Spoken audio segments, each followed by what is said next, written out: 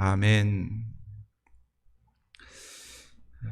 오늘은 사도행전 한눈에 보기라는 그런 제목으로 사도행전 강해를 시작하기 전에 먼저 개론적으로 하나님 말씀을 함께 나누려고 그럽니다. 본문 강해는 아니고 전반적으로 사도행전에 대해서 같이 개론적으로 좀 나누려고 그럽니다. 그래서 어떻게 보면 설교보다는 이제 그냥 강의 형식이 되지 않을까 생각이 되기도 하고, 그 제목이 사도행전 한눈에 보기인데, 제가 어제 저녁에 이렇게 준비하면서 이게 사도행전을 어떻게 한눈에 보나 그 제목에 현혹되지 마시고 이제 다음 주 말고 그 다음 주부터 8월부터 우리 사도행전을 본문에 들어가서 그때부터 우리 사도행전의 말씀을 통해서 하나님 주실 은혜를 우리 함께 붙들고 나아가는 저와 여러분 되기를 바랍니다. 사도행전을 강해하려고 마음을 먹었던, 원래는 다른 성경을 좀 우리 마가복음이 끝나고 나면 다른 성경을 강해하려고 생각하고 준비하고 있었는데 사도행전을 좀 해야 되겠다 이런 마음이 들었습니다. 여러분 혹시 기억하시는 분들은 기억하실지 모르겠지만 사도행전을 우리가 금요일 때 금요 예배 시간에 한번 강해를 했습니다. 성경 강해해야 할 성경이 아직 많이 남아 있는데 한번 금요일 날 강해했던 강해를 왜 또 하나 이런 생각 혹시 하실지 모르겠어요. 그런데 그때는 우리 기도를 중심으로 해서 사도행전을 짤막짤막하게 보면서 그렇게 우리 함께 살펴보았고, 복음서와 함께 마지막 우리 마가복음의 여러분 마지막 49절을 한번 볼까요? 우리 49절 우리 마가복음 우리 16장 49절, 아니 40이 아니고 20절이네요. 16장 20절 16장 20절을 보시면, 제자들이 나가 두루 전파할새 주께서 함께 역사하사 그 따르는 표적으로 말씀을 확실히 증언하시니라. 이 마가복음 16장 20절 이 한 구절이 사도행전의 28장을 전체를 요약하고 있습니다. 그러니까 사도행전 28장 전체를 요약하고 있는 이 마가복음 16장 20절의 이 말씀을 우리는 사도행전에 가서 이제 확인하려고 하는 거예요. 그래서 여러분들 혹시 성경을 개인적으로 통독하시는 분들 분명히 있을 겁니다. 우리 교회에서 나누어 드린 그 성경 순서에 따라서 이렇게 하기도 하고, 또 개인적으로 그렇게 성경을 통독하시는 분들 계실 텐데, 그 복음서를, 신약을 읽을 때에 복음서를 읽으면 우리 예를 들어서 마태복음을 읽고 나서 그 다음 순서가 어디예요? 마가복음이잖아요, 그죠? 그러니까 마태복음을 다 읽고 나서 마가복음으로 가면 다시 예수님의 생애가 또 등장하죠. 그리고 마가복음이 끝나고 나서 또 누가복음으로 가면 또 예수님의 생애가 또 다시 반복되고, 그리고 또 요한복음으로 가면 마찬가지. 물론 이제 요한복음은 조금 다른 관점으로 기록이 되긴 하지만 어쨌든 다시 예수님의 생애가 반복이 됩니다. 그래서 사실은 이렇게 한번 읽어보세요. 마태복음을 여러분들이 만약에 읽으면 마태복음을 읽고 나서 그 다음에 어디로 가냐면 사도행전으로 가는 거예요. 그렇게 해서 요한계시록까지 다 읽고, 그 다음에 또 통독할 기회가 있으면 그 다음에는 마가복음을 읽으시고, 이번에 우리가 마가복음을 강의를 했잖아요. 그래서 이번에는 사도행전을 가서 우리 사도행전 전체를 우리 다시 한번 좀 살펴보려고 합니다. 오늘은 사도행전 강해의 개론으로 크게 한 4가지 정도를 우리 함께 살펴보려고 합니다. 사도행전이라는 명칭이 어떤 의미가 있는지, 사도행전의 명칭에 대해서 우리 함께 좀 살펴보고, 그 다음에 사도행전의 저자, 이 사도행전은 누가 기록했는지, 그리고 사도행전의 기록 목적, 그리고 마지막으로 사도행전의 전체적인 구조가 어떻게 되어 있는지. 그래서 사실은 사도행전 한눈에 보기는 전체 구조를 가지고 이렇게 좀 보려고 그랬는데 시간이 이제 제대로 좀 준비를 하려고 하니까 시간이 많이 걸릴 것 같아요. 그래서 구조는 아주 간단하게 그렇게 정리하도록 그렇게 하겠습니다. 어쨌든 먼저 우리 사도행전 명칭에 대해서 우리 함께 살펴보겠습니다. 사도행전이라고 이렇게 우리가 부르고 영어에서는 act라고 그러죠. 영어에 여러분 act는 사실은 동사잖아요, 그죠? act. 그 행동을 기록한 책이 사도행전입니다. 그러니까 행전이라는 것은 행전의 원래 뜻은 행동 혹은 행적, 행실을 기록한 것이라고 이렇게 행전이라고 이렇게 부를 수 있고, 그런데 이 행전이 누구의 행전입니까? 사도들의 행전이죠, 그죠? 그래서 사도행전이라고 이렇게 이 사도행전을 기록하고 이름을 붙이고 있습니다. 그렇다면 사도들은 어떤 행적을 보였길래 이 사도행전을 기록하고 있는가? 그러니까 이 질문에 대한 답이 사실은 이제 사도행 전체에 나타나고 있죠. 전체에 나타나고 있는데, 오늘 우리가 읽은 사도행전 1장 8절 어떻게 보면 사도행전 전체의 키버스, 암송, 그러니까 주제 성구라고 그렇게 할 수 있습니다. 물론 사도행전에 중요한 성경 구절이 많이 있습니다. 그러나 이제 사도행전 전체를 이해하는 구조적으로 볼 때에 사도행전 1장 8절이 키버스라고 이렇게 볼 수 있습니다. 이 키버스 안에 사도행전의 역사가 어떻게 시작되는지, 그 주체가 누구인지를 소개하고 있고, 그리고 이 사도행전의 이 소위 말해서 역사가 어디까지 이르고 있는지, 그러니까 지리적으로, 지역적으로 어디까지 가고 있는지를 사도행전 1장 8절이 보여주고 있고, 결국 사도행전이 우리에게 말하고 싶은 것이 무엇인지, 그것이 우리 사도행전 1장 8절에 소개가 되고 있죠. 간단하게 요약을 하면 사도행전의 그러니까 사도행전은 사실은 교회의 역사라고 할 수 있습니다. 교회의 역사. 우리가 이제 앞으로 살펴보게 되는 28장이 신약 성경에서는 적은 분량이 아닙니다. 그죠? 마태복음 28장이고 이 사도행전 28장인데 사실은 꽤 긴 분량인데, 그런데 이 사도행전 28장이 우리 교회 역사 가운데 어느 시기를 기록하고 있는가라고 볼 때는 예수님이 승천하시고, 그러니까 승천하시기 전부터 부활하시고 나서 이제 다다음 주에 보게 되겠지만 예수님께서 승천하시기 전에 모습이 조금 등장하죠. 그리고 그 이후 승천하시고 나서 오순절 성령 강림 사건으로 말미암아 성령이 임하고, 그때부터 교회가 시작이 됩니다. 그리고 나서 교회가 언제까지 흘러가느냐, 어느 역사까지 흘러가느냐 보면은 초대 교회의 교회가 시작되고 한 30년 역사를 사도행전이 기록하고 있습니다. 그러니까 사도행전은 사도들의 행적을 기록하고는 있지만, 그리고 또 그 내용 자체를 보면은 교회의 역사라고 할 수 있다라는 것이죠. 교회의 역사인데 교회의 몇 년의 역사를 기록하고 있느냐 하면 30년의 역사를 기록하고 있습니다. 그러니까 AD 한 30년 혹은 33년부터 시작해서 사도 바울이 죽기 전까지의 역사를 기록하고 있다라고 이렇게 보시면 되는데, 이 30년의 이 초대교회의 이 역사를 사도행전 1장 8절 안에 이 초대교회가 어떻게 시작이 되고, 그 주체, 결국 뭐예요? 초대교회의 시작은 예수 그리스도의 복음으로 시작이 되잖아요. 십자가로 시작되잖아요. 그 십자가가 어떻게 시작되는지, 그 역사가 어떻게 시작되는지, 그게 첫 구절에 오직 성령이 너희에게 임하시면, 그러니까 초대교회의 역사 혹은 복음 전도의 역사의 주체가 누구라는 것입니까? 성령이라는 거예요. 성령.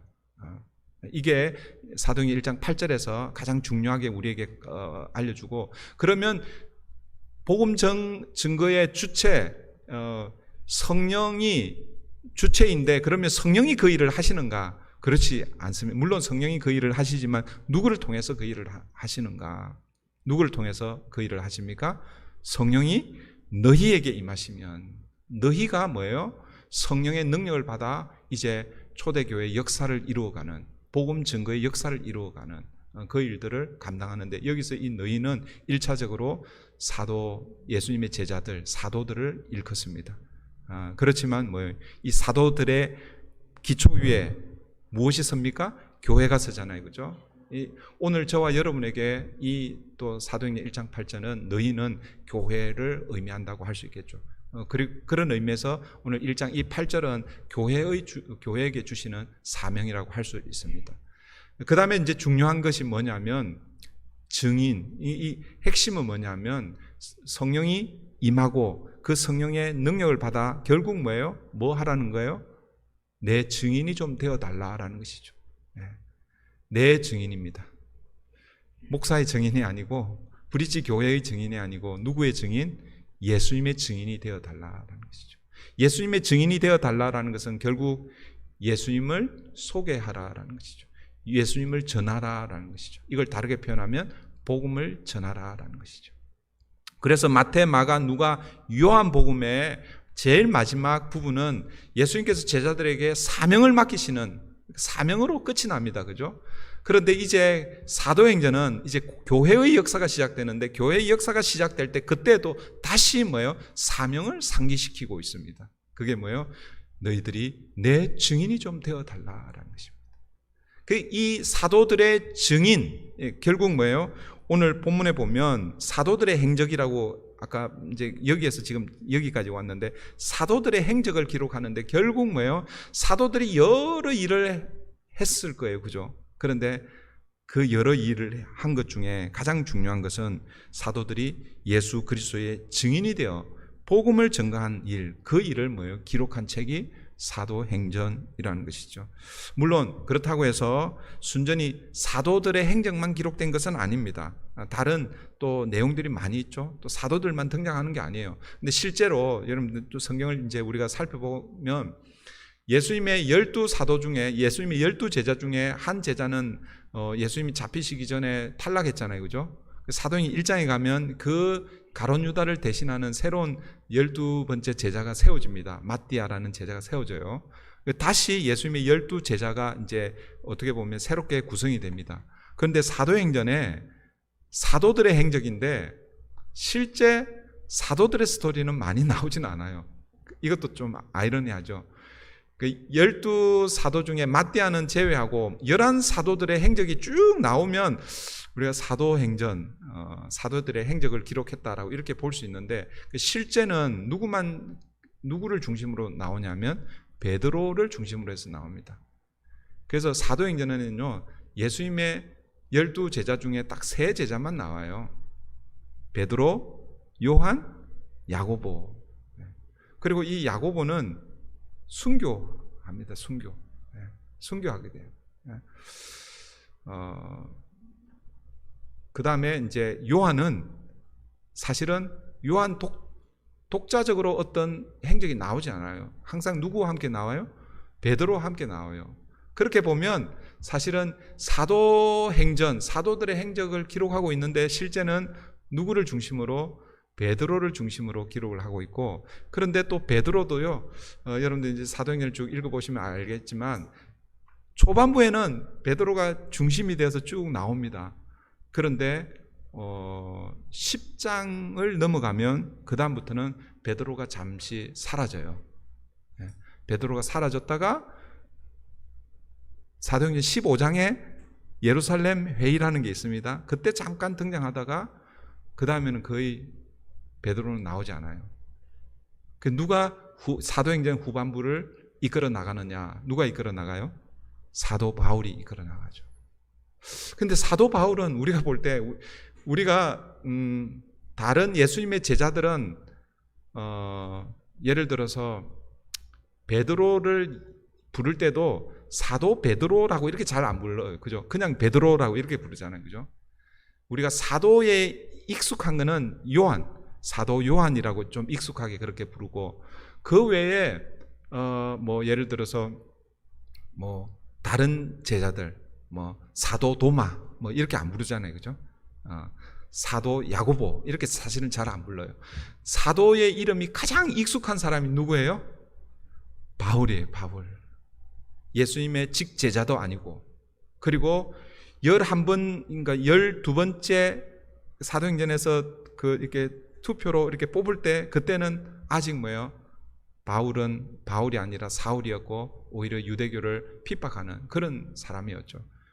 전혀 사도의 그런 그 모습이 없는데도 불구하고 하나님의 역사는요, 이제 사도행전 9장에 가면 사울을 하나님 부르셔서 그를 회심케 하고 그를 사도로 삼아 11장에 가서 안디옥 교회와 함께 사역을 하지만, 본격적으로 사도행전 13장에서부터 이제는 베드로가 중심이 아니라 바울이 중심이 되어서 사도행전 후반부를 이끌어가고 있다라는 것을 이제 우리가 사도행전을 통해서 보게 될 것입니다. 어쨌든 첫 번째, 이 사도행전의 명칭, 어떻게 해서 사도행전, 지금 우리가 보고 있는 이것을 사도행전이라고 부르는가?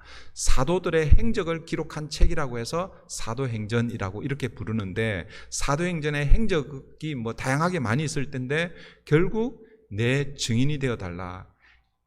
예수 그리스도의 복음의 증인이 되어 그 복음 증거한 그 행적들을 기록을 하고 있다. 그런데 실제 보니까 사도들의 내용은 사실은 많이 없고, 전반부에는 베드로의 행적, 그리고 후반부에는 사도 바울의 행적이 주를 이루고 있다. 이 정도 사도행전 전체적으로 좀 보시면 좋을 것 같고요.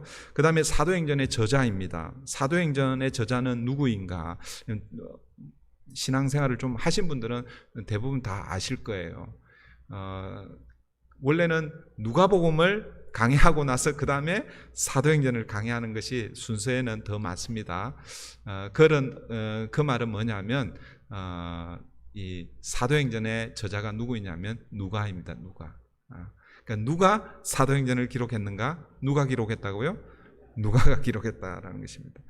여러분, 예수님의 누가는 사복음서 마태, 마가, 누가, 요한 복음이라고 그러잖아요. 그죠? 이 사복음서 저자 중에 마태와 요한은 예수님의 직제자입니다. 그런데 마가와 누가는요, 예수님의 직제자가 아니에요. 마가는 보통 베드로의 제자였다라고 이렇게 이야기하고, 누가는 사도 바울의 제자였다라고 이렇게 이제 보통 이야기를 하고, 이 네 제자, 그 저자들 중에서 유일하게 누가는 유대인이 아닙니다. 제가 확실하게 이렇게 다 찾아보진 않았지만, 성경 기록, 그러니까 구약 성경부터 신약 계시록까지 성경 전체, 성경을 기록한 사람들 중에 유일하게 이방인이 하나님의 계시를 받아 기록한 그 사람이 누가가 아닌가 생각합니다. 그래서 그 누가가 누가복음과 그 사도행전을 그렇게 기록을 하고 있습니다. 이 누가는 예수님의 12제자는 아니었지만 사도 바울의 제자이면서, 사도 바울은 자신의 제자들을 늘 동력자라고 이렇게 부르잖아요. 그렇죠? 그렇게 동력자였고, 골로새서에 의하면 이 누가의 직업이 의사라는 것을 알 수 있습니다.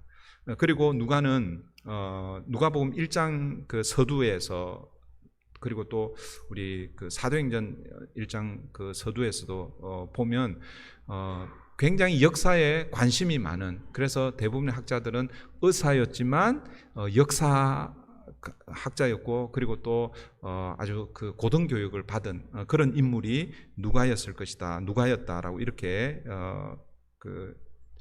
소개하고 있고요.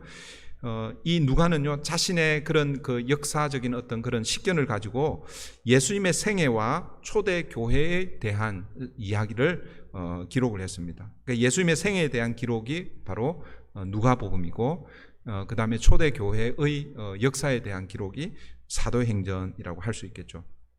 누가는 이 두 권, 그러니까 신약 성경에 이 누가가요, 이 두 권의 성경을 기록했지만 실제 분량, 볼륨으로 보면요, 나중에 한번 대충 한번 보세요. 이 성경 이렇게 보면 볼륨으로 어떻게 보냐면 그냥 이거 책 사이즈로 이렇게 보면 되는 거예요. 그래서 누가복음하고 사도행전을 이렇게 보면요, 신약 성경의 약 한 4분의 1 정도 볼륨이 됩니다.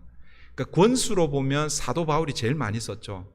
신약 성경 27권 중에 사도 바울이 13권을 썼습니다. 그러니까 거의 반을 썼습니다. 그러니까 권수로 보면 사도 바울이 한 반 정도 썼다라고 볼 수는 있는데, 그런데 실제 볼륨으로 보면 이 누가가요 한 4분의 1 정도, 그러니까 상당히 많은 양을 성경에 기록했다라고 그렇게 볼 수 있겠죠. 그런데 오늘 우리 성경에는 이 누가복음과 이 사도행전이 이렇게 두 권으로 이렇게 복음서와 그리고 역사서로 이렇게 구분이 되어 있는데, 아마 초기에서는 이게 누가복음을 1권 그리고 누가복음 2권 이렇게 아마 이게 그러니까 전편 후편 이렇게 속편, 그러니까 이 그러니까 사도행전은 누가복음의 속편 정도로 그렇게 학자들이 많이 이해합니다. 그렇게 이해하는 이유가 뭐냐면, 누가복음의 서문과 이 사도행전의 서문을 보면 같은 저자가 전편을 먼저 쓰고 나서 그 다음에 필요에 의해서 후편을 다시 쓰고 있다라는 것을 알 수 있습니다. 누가복음 1장 3절 4절 제가 한번 읽어드릴게요. 그 모든 일을 근원부터 자세히 미루어 살핀 나도 데오빌로 각하에게 차례대로 써보내는 것이 좋은 줄 알았노니. 그러니까 누가복음의 1차 저자는, 그 독자는 누구냐면 데오빌로입니다. 데오빌로. 그리고 그 데오빌로를 어떻게 부르고 있습니까? 각하라고 부르고 있죠. 각하라고. 나중에 다시 설명드릴게요. 어쨌든 이는 각하가 알고 있는 바를 더 확실하게 하려 함이로라. 그러니까 이 누가복음을 쓰는데 누구를 위해서? 데오빌로를 위해서 쓰는데, 그 데오빌로에게 예수님이 어떤 분이신지 더 자세하게 알려주기 위해서 지금 누가복음을 기록하고 있습니다. 그 다음에 이제 사도행전으로 가면 사도행전 1장 1절 2절 보시면 데오빌로여 내가 먼저 쓴 글에는, 데오빌로여 그러고 있죠. 내가 먼저 쓴 글에는, 그 먼저 쓴 글이 어떤 글이겠어요? 누가복음이라는 것이죠. 글에는 무릇 예수께서 행하시며 가르치시기를 시작하신부터, 그러니까 예수님의 생애를 내가 누가복음에서 그렇게 기록했다라는 것이죠. 그 다음에 그가 택하신 사도들에게 성령으로 명하시고 승천하신 날까지의 일을 기록하였노라. 그러니까 그 누가복음에는 예수님께서 이 땅에 오셔서 메시아, 그러니까 공생의 사역을 시작하시면서 메시아로서 하신 일, 이런 것들을 정리했고, 그리고 마지막에 십자가에서 죽으시고 부활하시고 그리고 제자들에게 마지막 지상 명령을 맡기신 그거까지를 어디에다 기록했다는 거예요? 누가복음에 기록했다라는 거예요. 그리고 이제 후편으로 이어서 그 제자들에 의해서 생겨난 공동체가 있는데, 그 공동체가 데오빌로여 그게 교회입니다 라고 하면서 교회를 알려주기 위해서 뭘 기록하고 있다는 것입니까? 사도행전을 기록하고 있다라는 것이죠. 그래서 이 누가복음과 사도행전은 1차적으로 누구를 위해서 기록하고 있는 거예요? 데오빌로를 위해서 기록하고 있다라는 것이죠. 이 정도로 사도행전 저자를 좀 살펴보고 나중에 우리 이제 본 강의에 가면 다시 필요 있으면 또 다시 또 살펴보도록 하겠습니다. 사도행전은 기록 목적입니다. 사도행전을 왜 기록했는가? 누구를 위해서 기록했다고요? 데오빌로를 위해서 기록했다고 그랬죠. 그래서 이 누가가요, 사도행전은 데오빌로를 위해서 사도행전을 기록하고 있습니다. 그런데 자 보세요. 아까 제가 누가복음 1장을 제가 좀 언급을 해드렸는데, 누가복음 1장 3절에 보면 데오빌로를 죄송합니다. 누가복음에서는 데오빌로를 각하라고 이렇게 부르고 있고, 그 다음에 이제 사도행전의 1장에 보면은 그냥 데오빌로여라고 이렇게 부르고 있습니다. 호칭이 바뀌고 있죠. 누가복음에서는 각하, 이게 뭐예요? 아주 공식적으로 좀, 아니면은 또 뭐랄까요? 예를 갖추어서 그렇게 부르고 있고, 그 다음에 사도행전에서는 그냥 데오빌로여라고 이렇게 부르고 있는 거예요. 그러니까 뉘앙스를 느낄 수 있겠죠. 그러니까 처음에 아마 이 누가가 좀 격식을 갖추어서 아주 공손하게 예수님에 대해서 소개를 했다고 볼 수 있겠고, 그리고 그런 과정 가운데서 데오빌로를 뭐예요? 좀 더 많이 알고 시간이 좀 지나고 좀 사귀었다라는 이런 생각이 들 수 있잖아요, 그죠? 그러니까 이제 좀 친해진 거예요, 그죠? 제가 여러분들하고 그런 관계가 이제 그렇게 형성이 돼야 되죠. 처음 부임했을 때는 뭐랄까요, 공식적으로 그렇게 대하다가 이제 시간이 지나면서 뭐예요, 이제 인격적인 그런 관계로 그렇게 형성이 되는 그런 걸 좀 생각을 하시면 좋은데, 어쨌든 여러분, 이 각하라는 이 단어가요, 우리도 뭐 예전에, 요즘은 이제 그렇게 안 부르죠. 대통령을 각하라고 부른 때가 있죠, 그죠? 있었죠, 그죠? 지금은 이제 각하라고 부르지는 않습니다. 근데 이때, 이 당시에 각하라는 이 명칭은 식민지에 파송된 로마의 총독을 주로 각하라고 그렇게 불렀습니다. 사도행전 24장, 우리는 그냥 이제 빌라도, 총독 빌라도라고 이렇게 부르는데, 공식 직함은 총독, 뭐 이렇지만, 그는 그 사람을 부를 때는 각하라고 이렇게 불렀다라는 것이죠. 그래서 사도행전 24장 3절에 보면, 그때 그 당시에 벨릭스가 총독으로 와 있는데, 그 벨릭스를 벨릭스 각하라고 이렇게 부릅니다. 나중에 이제 24장 3절인가 몇 절에 가면, 정확하게 제가 기억을 못 하겠는데, 하여튼 24장에 가면 벨릭스를, 사도 바울이요, 벨릭스를 벨릭스 각하라고 이렇게 부르고, 그 다음에 26장에 가면 이제 벨릭스가 임무를 끝내고 이제 이임을 하고 새로 이제 총독으로 온 총독이 있습니다. 그 총독이 누구냐면 베스도입니다. 베스도. 그러니까 취임하는 그 베스도, 그 베스도도 똑같이 뭐예요? 각하라고 그렇게 불러요. 26장에서 그렇게 그러니까 유대 땅에 총독으로 와 있는 벨릭스와 베스도를 각하라고 그렇게 부르고 있다라는 것이죠. 그런 의미에서 이 데오빌로는 어느 지역인지 정확하게는 모릅니다. 그러니까 유대 땅일 수도 있지만 유대 땅이 아닐 가능성이 많고, 어느 지역인지는 정확하게는 모르지만 그러나 그 로마가 다스리는 그 어떤 한 지역의 총독으로 가 있었던, 그러니까 소위 그 고위층이죠. 고위층, 거의 왕족 내지는 아주 고위층에 있는 그런 로마인이었습니다. 그런데 그 로마인을 향해서 뭐라고 부르냐면은 데오빌로라고 이렇게 부르고 있다라는 것이죠. 그러니까 데오빌로라는 뜻이 뭐냐면, 데오스라고 그러잖아요, 그죠? 테오스, 데오가 God, 하나님입니다. 빌로는 우리 영어로 하면 필로스예요. 그러니까 필로스는 그러니까 사랑이라는 뜻입니다. 사랑. 그래서 철학을 필로소피라고 그러잖아요, 그죠? 소피아, 그 지혜라고 그러거든요. 그러니까 필로소피, 우리는 철학이라고 이렇게 부르는데, 원래 의미는 지혜를 사랑하는 학문이 철학입니다. 철학. 그러니까 빌로는 필로스입니다. 그러니까 빌로는 하나님과 사랑의 합성어예요. 그러니까 어떤 한 개인을 데오빌로라고 부르는 것은 하나님의 사랑을 받는 자, 혹은 하나님의 사랑을 받은 자, 혹은 하나님께 사랑스러운 자, 이런 이름의 뜻이 데오빌로입니다. 그런데 이 데오빌로가 누구라고요? 로마인이에요. 높은 지위에 있는 총독으로 와 있는 사람이에요. 이 사람이 뭐 데오빌로라는 이름을 가지고 있다라는 것이죠. 그래서 학자들은 이 사람이, 이 데오빌로라는 이 이름은 원래 자기 본명은 아니었을 것이다. 그런데 어떤 경로인지는 모르지만 그가 예수 그리스도를 영접하고 그가 별명으로 혹은 애칭으로 데오빌로라는 이름으로 사용했을 것이다 라고 그렇게 학자들이 그렇게 유추를 합니다. 그래서 이 데오빌로는 이제 예수님을 믿고 예수님에 대해서 더 많이 알고 싶은 거예요. 그래서 이 누가가 그 소식을 듣고 처음에는 각하라는 이름으로 해서 어떻게 해요?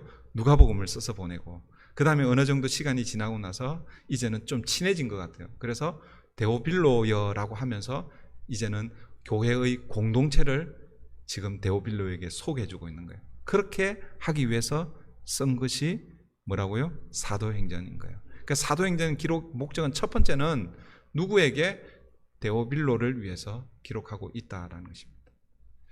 그런데 이제 두 번째, 사도행전의 기록 목적을 우리가 기억해야 합니다. 사도행전을 기록하는 두 번째 중요한 목적은 무엇이겠습니까? 그 교회 공동체가 무엇을 했는지를 지금 데오빌로에게 말하고 싶은 거예요. 그 교회 공동체가 무엇을 했다는 거예요? 예수님의 부탁을 실현시키고 있다는 거죠. 예수님의 부탁이 무엇입니까? 내 증인이 좀 되어달라는 거죠.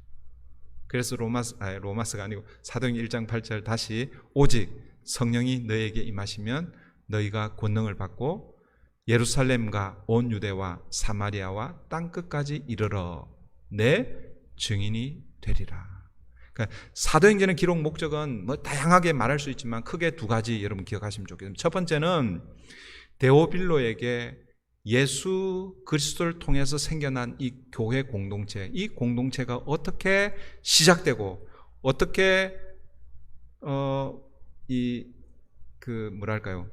성장하고 그리고 어떻게 이 공동체가 계속해서 발전해 가는지 그것을 소개하기 위해서 1차적인 목적이 있고, 그 다음에 두 번째는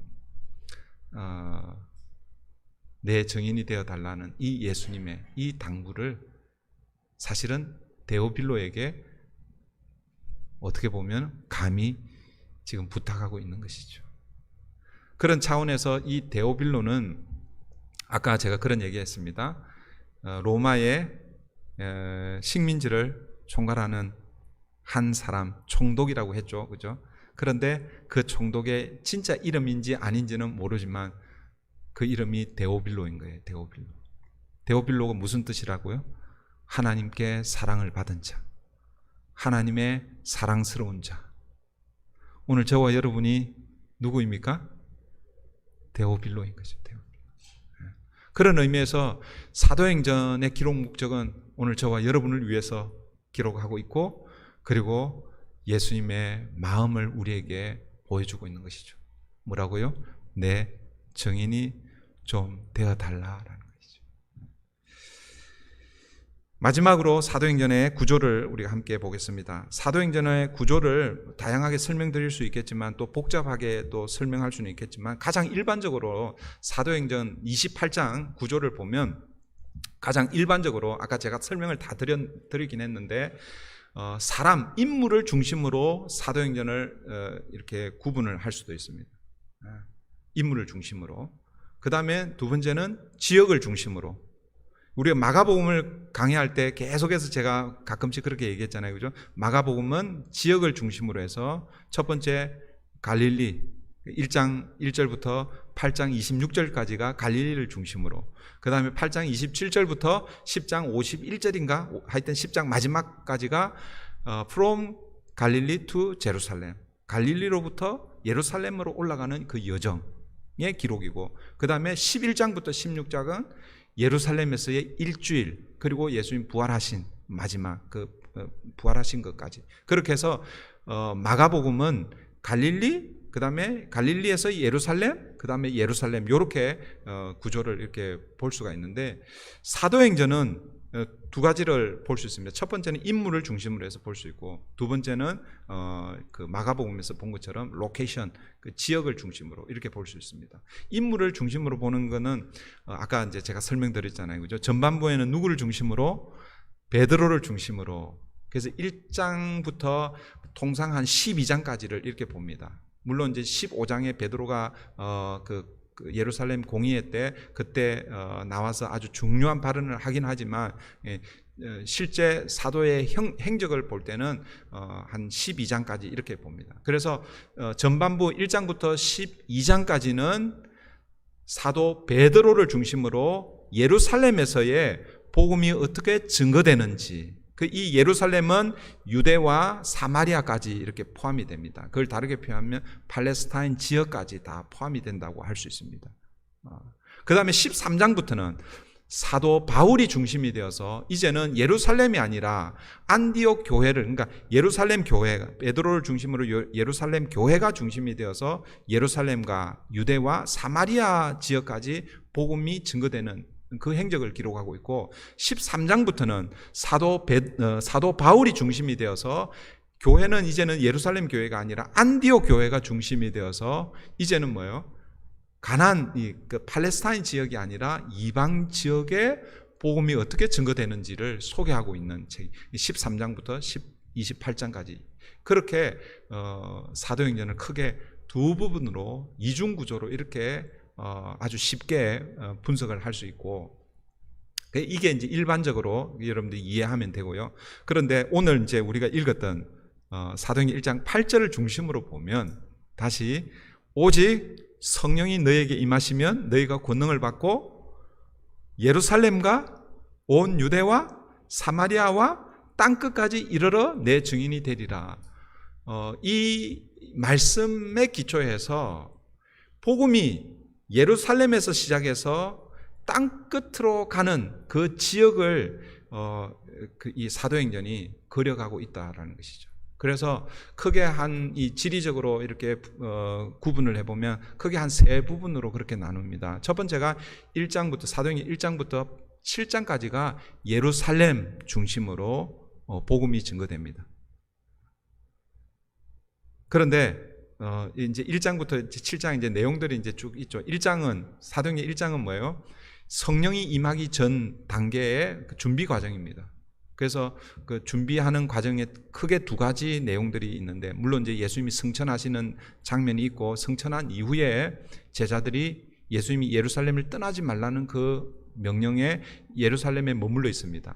마가 요한 다락방에 머물러 있죠. 거기서 뭐 합니까? 기도하죠. 기도하고 나서 12번째 제자를 세우는, 그래서 이제 성령 임함을 기다리는 그런 장면이 사도행전 1장이고, 그 다음에 사도행전 2장에 가면 이제 오순절 날 성령이 임하는, 그 성령이 임함으로 말미암아 성령의 충만함을 받고 복음의 증인이 되는 그 내용들이 이제 소개가 되죠. 그리고 나서 뭐예요? 사실은 폭발적으로 하나님의 복음이 예루살렘 지역에 번져갑니다. 그런데 아이러니하게도 복음이 증거되면 증거될수록 비례해서 박해가 시작이 됩니다. 그 박해의 절정이 누구에게 오냐면 스데반 집사에게 오죠. 스데반 집사에게 뭐예요? 그 박해의 절정이 순교로 오게 됩니다. 그게 이제 사도행전 7장입니다. 사도행전 7장은 스데반 집사, 그러니까 사도행전에 제가 뭐 이거 나중에 이제 다시 다 설명을 드리겠지만, 사도행전은 예수님의 증인의 삶을 기록하고 있는데, 예수님에 대한 증인이 짧고 긴 증언들이 약 한 42번이 나오고, 그 다음에 베드로와 그 다음에 그 스데반 그리고 사도 바울의 설교가 10편 정도, 크게 10편 정도 나옵니다. 베드로의 설교가 5편 나오고, 그 다음에 스데반 설교가 나오고, 그 다음에 사도 바울 13장 이후부터는 사도 바울의 설교가 나오는데, 여러분 평신도인데 스데반은 집사잖아요, 그죠? 그런데 사도행전 7장에 구약의 그 역사로부터 시작해서 예수님이 참 성전이 되셔서 이 땅에 오신 그 참 성전에 대한 설교까지 딱 이어지는 아주 놀라운 설교가 스데반에 의해서 설교를 하게 되고, 그런데 그 설교 한 편 딱 하고 나서 어떻게 되느냐 하면 7장 마지막에 보면 스데반이 돌에 맞아 죽습니다. 참 아이러니하죠. 정말 역사의 길이 교회사의 길이 성경의 길이 남을 설교를 한 편을 하고 그 다음에 뭐예요? 돌에 맞아 죽는 거예요. 마치 구약에 보면 창세기 4장에 누가 나오죠? 가인과 아벨의 사건이 나오잖아요, 그죠? 그 전에 예배를 아마 드렸을 거예요, 그죠? 그러나 가장 그 기본적인 예배가 두 예배가 나오는데, 가인의 예배와 아벨의 예배가 나옵니다. 가인의 예배와 아벨의 예배를 하나님께서 가인의 예배를 완벽한 예배로 그렇게 인정하시고 그 예배를 받으십니다. 그러니까 다르게 표현하면 아벨은 최고의 예배를 한 번 딱 드리고, 물론 한 번 드리는 건 아니겠죠, 그죠? 성경에 한 번 기록이 되어 있지만 여러 번 예배를 드렸을 가능성이 있습니다. 그러나 어쨌든 성경에는 딱 한 번 나오는데, 여러분 한번 보세요. 최고의 예배를 드리고 어떻게 됩니까? 가인에 의해서 돌에 맞아 죽죠. 참 아이러니하죠. 사도행전에도 보면 스데반 집사가 최고의 설교를 하고 그렇게 죽습니다. 근데 이게 교회의 불행이 아니라 오히려 하나님은 스데반 집사의 순교를 통해서 더 복음이 확장이 됩니다. 무슨 말이냐면 사도행전 1장부터 7장까지는 예수 그리스도의 복음이 예루살렘에만 머물러 있습니다. 예루살렘에 폭발적으로 그냥 한 번 설교하는데 3,000명, 또 설교하는 5,000명, 막 그냥 그래가지고 보통 거의 한 10,000명 이상이 그 예루살렘을 중심으로 해서 교회가 생겨났습니다. 그런데 예수님의 말씀은 무엇입니까? 오직 성령이 너에게 임하시면 너희가 권능을 받고, 그 다음에 뭐예요? 예루살렘과, 그런데 성령이 임했고 복음의 증인의 삶을 살고 주께로 돌아오는 영혼들이 폭발적으로 일어나는데 사도들은 어디에만 머물러 있는 거예요? 예루살렘에만 머물러 있는 거예요. 근데 이건 하나님의 뜻이 아닙니다. 그러니까 흩어지지 않고 예루살렘에만 머물러 있으니까 하나님이 뭘 사용하시는 거예요? 박해를 사용하시는 거예요. 그 박해의 절정이 그 당시 최고의 설교를 하는 설교자 스데반을 순교의 자리로 가게 하십니다. 그 스데반의 순교 이후에 이제 복음이 예루살렘에만 머물러 있지 않고 어떻게 해요? 예루살렘을 넘어서 유대와 사마리아로 번져가고 있습니다. 그 내용이 8장부터 12장까지입니다. 그리고 나서 그 8장부터 12장에 보면 이제 8장에 빌립 집사가 등장하죠. 빌립 집사. 제가 다 설명을 드릴 수는 없고 빌립 집사가 등장하고 그 빌립에 의해서 사마리아에 가서 복음을 전하는 그런 내용이 나오고, 그 다음에 이디오피아 네시에게 또 복음을 전하는, 그리고 그 현장에서 세례를 주는 이런 장면이 나오고, 그 다음에 이제 9장에 가면 중요한 사건이 일어납니다. 그 9장의 중요한 사건이 뭐냐면 사울, 스데반을 죽였던 그 주동자 역할을 했던 그 사울이 회심하는 그런 장면이 나옵니다. 그 회심의 사건은 이제 복음이 예루살렘에만 머물러 있는 것이 아니라, 이 복음이 유대와 사마리아에만 머물러 있는 것이 아니라 이제는 이 복음이 어디로? 이방 지역으로 가게 하기 위해서 하나님께서 예배하는 한 그릇이 있는데 그가 바로 바울이라는 거예요. 바울. 그 사울의 회심 사건이 9장에 있고, 그 다음에 10장에 넘어가면 고넬료 사건이 나와요. 고넬료 사건. 백부장 고넬료 사건. 이 백부장은 이방인이잖아요. 그죠? 이방인. 지금 복음이 예루살렘 유대인에게만 머물러 있는데 이제는 그 복음이 누구에게? 이방인에게로 갈 것이라는 것을 보여주는 아주 중요한 사건이 바로 그 백부장 고넬료 사건입니다.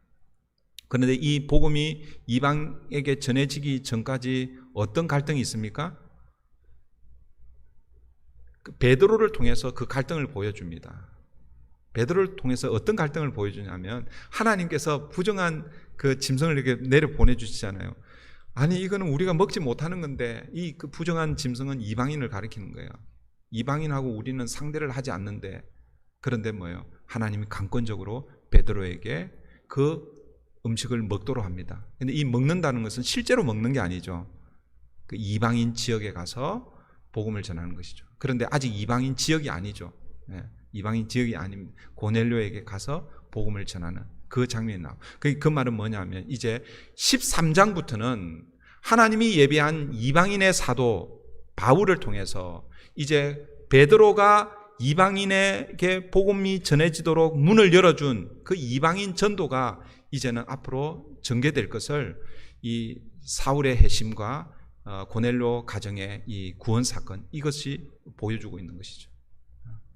그리고 11장에는 어느 교회가 소개되냐면 안디옥 교회가 소개되고 있습니다. 그리고 이 선교회, 이 복음의 기지가 이제는 예루살렘 교회가 아니라 어느 교회? 안디옥 교회가 될 것이다 라는 것을 9장, 10장, 11장을 통해서 이제 복음이 예루살렘에만 머물러 있는 것이 아니라 유대와 사마리아에게, 아니 이제는 이방 지역에까지 넘어갈 것을 9장, 10장, 11장에서 하나님이 준비시키는 거예요. 사울을 준비시키고, 그리고 이방인에게도 복음을 전할 수 있는 그 관문이 열리고, 그리고 그 역사를 이 주도할 교회를 세우는 거예요. 그 교회가 어느 교회인 거예요? 안디옥 교회입니다. 그게 9장, 10장, 11장에서 소개되고 있고, 그 다음에 12장에 가면 야고보가 순교하는 그런 장면이 나오죠. 그러니까 7장에서는 소위 말해서 사도가 아닌 평신도라는 말을 써서 죄송합니다. 어쨌든 일반 집사가 순교하는 장면이고, 그 다음에 사도행전 12장에는 사도 중에 대표로 야고보가 순교하는 그런 장면이 12장에 나오죠. 그러니까 보세요. 스데반의 순교로 복음이 예루살렘에 있다가 유대와 사마리아로 퍼져갔죠. 그리고 야고보의 순교로 이제는 복음이 사도 바울에 의해서 어떻게 해요? 땅끝으로 향하고 있는 거예요. 그래서 사도행전 13장부터 28장까지 주로 내용은 사도 바울의 1차 전도여행, 2차 전도여행, 그 다음에 3차 전도여행이 소개가 되고 있고, 그 다음에 3차 전도여행을 마치고 예루살렘으로 가서 선교 보고를 하고, 그 다음에 예루살렘의 어려운 형편을 돕기 위해서 헌금을 한 것을 전달하려고 합니다. 그런데 그 전달하는 그 과정 가운데서 사도 바울이 체포가 되고, 그리고 한 2년 정도 구금되어 있다가 이제는 뭐예요? 로마를 향해서 가게 되죠. 그 내용이 아마 21장인가부터 28장까지 이제 로마로 향하는, 그래서 13장부터 사도 바울이 1차, 2차, 3차 전도 여행과 그 다음에 4차, 보통 이제 3차에서 끝내고 4차 전도 여행이라고 부르지는 않는데, 또 이제 학자들은 4차 로마를 향해서 가고 있는 복음의 여정을 그리고 있다라고 이렇게 이야기합니다. 이렇게 해서 사도행전이 구조가 이루어져 있습니다. 구조가 너무 복잡했죠. 다시 인물 중심으로 전반부, 아까 인물 중심으로 전반부는 베드로를 중심으로, 후반부는 사도 바울을 중심으로, 베드로는 예루살렘 교회를 중심으로 유대인들에게 주로, 그리고 이제 12장까지에는 어디예요? 그 유대와 사마리아까지. 그런데 이제 13장 이후부터는 사도 바울을 중심으로 해서 땅끝까지입니다. 이게 가장 일반적인 거고, 아까 이제 제가 설명드린 대로 예루살렘과 유대와 사마리아와 땅끝까지라고 할 때에 이걸 다시 1장부터 7장까지, 그리고 8장부터 12장까지, 그다음에 13장부터 28장까지, 13장부터 28장까지를 다시 또 1차 전도여행, 2차 전도여행, 3차 전도여행, 그 다음에 로마로 이렇게 다시 구분합니다. 이런 부분들은 이제 나중에 우리 본문을 들어갈 때 그때 또 자세하게 그렇게 보도록 그렇게 하겠습니다. 이제 말씀을 정리하겠습니다. 제가 두서없이 그냥 이렇게 쭉 말씀을 전했는데, 사도행전 전체 구조를 이해하는데 가장 중요한 구절, 오늘 우리가 읽은 이 사도행전 1장 8절이라고 말씀을 드렸습니다. 오직 성령이 너희에게 임하시면, 이 약속의 말씀대로 오순절에 성령이 공식적으로 임하게 되죠. 그럴 때 어떻게 됩니까? 너희가 권능을 받고, 제자들이 성령의 능력을 힘입어, 이제는 그전까지는 두려워서 벌벌벌 떨고 숨어 있었잖아요. 그죠? 예수님의 부활 소식을 들었지만 예수님의 부활 소식을 믿지 못하고, 그런 제자들이, 물론 그 이후에 예수님이 부활하시고 그들 40일 동안 다시 재훈련시켰지만, 그러나 어쨌든 그 성령이 임하고 나서 그제서야 비로소 어떻게 해요? 복음의 증인이 되는 것입니다. 어디에서 어디까지? 예루살렘에서 유대로 사마리아로 땅끝으로 예수님의 증인의 삶을 살고 있습니다. 여러분, 이 말씀을 통해서 우리가 기억해야 할 것, 사도행전 1장 8절 이 말씀을 우리가 기억할 때에 사도행전, 즉 사도들의 행적이 시작될 수 있도록 한 원동력이 뭔가, 여러분 이걸 기억해야 합니다. 그게 뭐라는 것입니까? 오직 성령이 너에게 임하시면. 그러니까 오늘 교회의 시대는 어떻게 보면 성령의 시대라고 할 수 있습니다. 물론 성부 아버지의 시대고 성자 예수님의 시대이지만, 그러나 이제는 성령 하나님께서 주도적인 역할을 가지고 교회를 움직여 가신다라는 것입니다. 40년 전에 그 성령의 역사로 우리 브릿지 교회가 시작되었고, 그리고 성령의 인도로 지금까지 온 줄 믿습니다. 아직까지 브릿지 교회가 존재하는 이유는 아직 하나님께서 우리에게 맡기신 사명이 있다는 이유입니다. 그래서 오늘 저와 여러분이 브릿지 교회로 함께 교회를 이루고 함께 존재하는 것은 마지막 우리 주님께서 부탁하신 내 증인이 되어 달라라는 이 사명을 우리가 함께 감당해야 합니다. 근데 이 사명이 어디서부터 시작된다고요? 오직 성령이 너에게 임하시면, 성령의 역사로 그 사역, 그 사명을 감당한다라는 것을 기억하고, 이제 사도행전을 우리가 함께 살펴보면서 하나님 사도행전에 일어났던 그 역사가 저와 여러분에게, 그리고 또 우리 브리치 교회에 일어날 수 있도록 우리 함께 기도하고 함께 사모하고 그렇게 나아가면 좋겠습니다. 기도하겠습니다. 하나님 감사합니다.